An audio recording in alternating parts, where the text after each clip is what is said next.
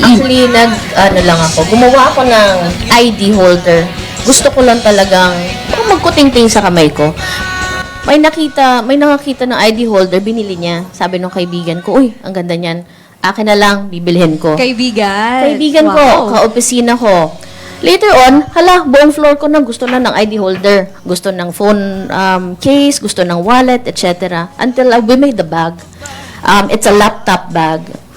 May bumili ulit. Dinala ko lang sa opisina. Pag uwi ko, wala na akong bag.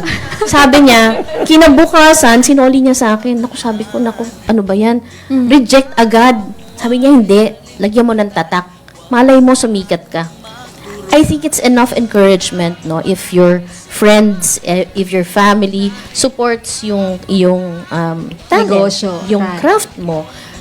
Hindi ko naman naisip na magnegosyo talaga when I started. Parang hobby lang. Just, to relax, to de-stress.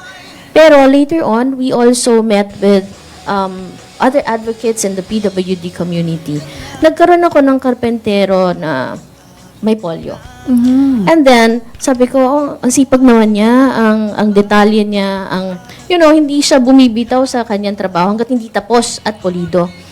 Sabi ko, gawin na lang nating staff. Kasi kailangan ko na, ang gulo-gulo na nung bahay ko, puro leather, puro.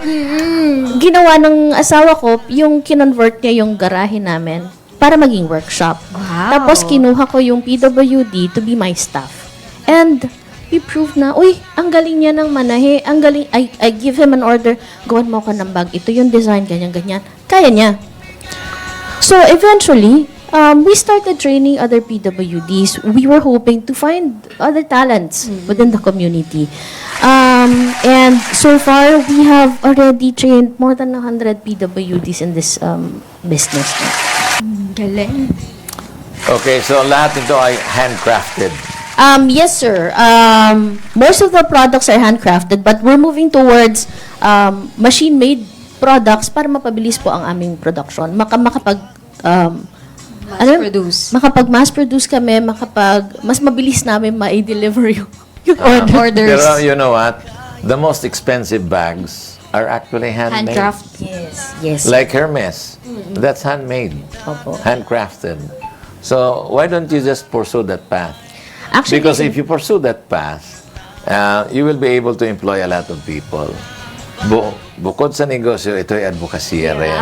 So, in other words, you went into business to create more people. But, of course, the price, it will be very pricey. Yes. Why? Kasi handcrafted yan. Ito, matibay talaga ito. matibay po yan. Kasi top leather ito. In other words, Ang ganda ito yan. yung kinakagat ng insekto, di ba? Tapos, Yung nahumula kapag kinagat. kinakagat ng dogs. Pag mag-herding na. But look at that, it's really sturdy. Yes. Kasi ito weathered by time. So ito naman, siguro, this is not top. Kaya lang, ini-emboss nila yan. Masyadong mataas yung pressure. A little bit heated. Pag ayan, maiwan yung bakat ng crocodile. Yes. Yan. So, I'm very proud of your product. Talagang, this is a high-end product. And you should sell it that way. Na we don't sell synthetic leather kung hindi real leather.